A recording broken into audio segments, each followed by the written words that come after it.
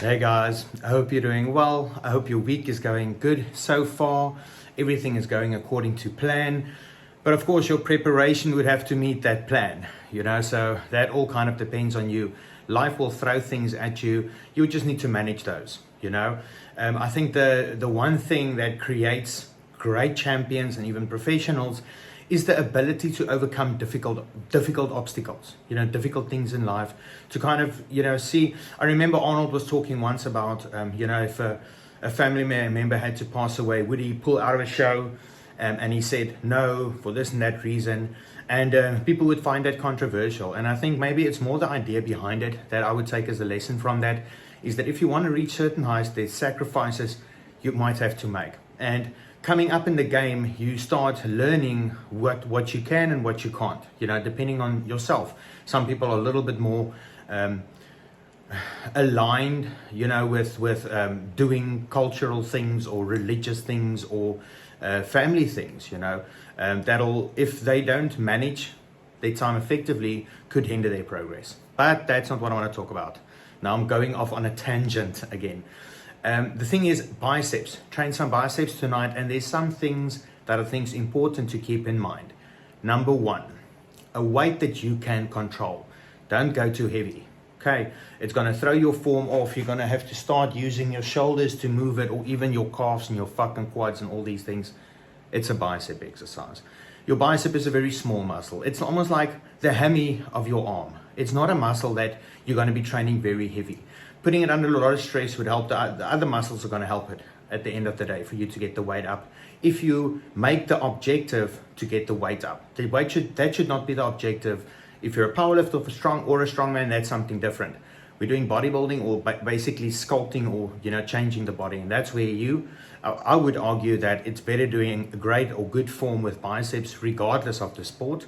But I know that sometimes, if you take technique into account, there's just no way to do a strict barbell curl to try and lift something heavy. That's the one thing one of my friends Billy taught me, is there's technique behind these things, and you thinking you're going to hammer curl 130 or whatever, sometimes you can forget about that. You need certain form and tricks and techniques to do those types of things, and then even train those to get them to be effective. Anyway, number one, don't go heavy. Number two, form is very important because of number one, of course, you could screw up your form by going too heavy, but of course, you could also screw up your form by not understanding what the objective is.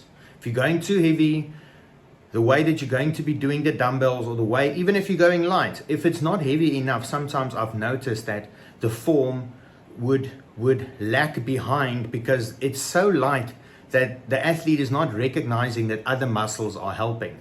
If you can do bicep curls and your arms are over here, doing them like that, keeping them out, it means your front delt is supporting a lot, which it shouldn't be.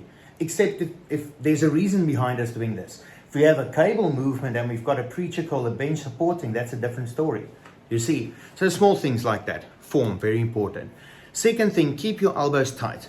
Training biceps, if it's not in a tight machine that fixes your arms, or if you're doing overheads or something, try and keep your elbows tight, because it will align your shoulder with your elbow to try and get that perfect alignment, versus if you're doing cables, or if you're doing dumbbells, or if you're doing barbells. Okay, so those are three things I think that's important.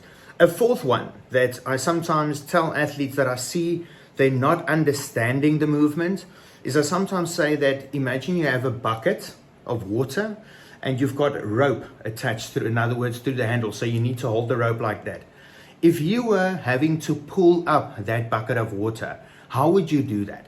It's not going to be a jerking motion, is it? Because that's going to spill the water. So it's going to be more controlled. Squeeze, control, slow release. Does that make sense?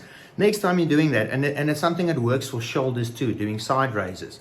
Rather thinking of, I've got two ropes in my hands, I'm lifting those up, control and back. Because if you do it like that, what's going to happen to the bucket, the water within the buckets? They're going to splash out. So try and imagine that. If you can really, people talk about mind to muscle connection.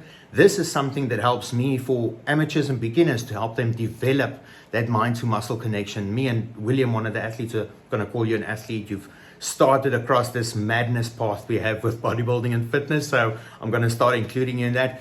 Is that very important, especially, to not sacrifice form to do a lot. The idea should be do as much as I can, fatigue, and that idea of the bucket with the rope will really make you feel the tension on the bicep and help to stimulate that muscle to mind connection for you to be able to train more effectively every time. So those are my tips, guys. There was 3 plus a bonus one. Have a great night. See you tomorrow.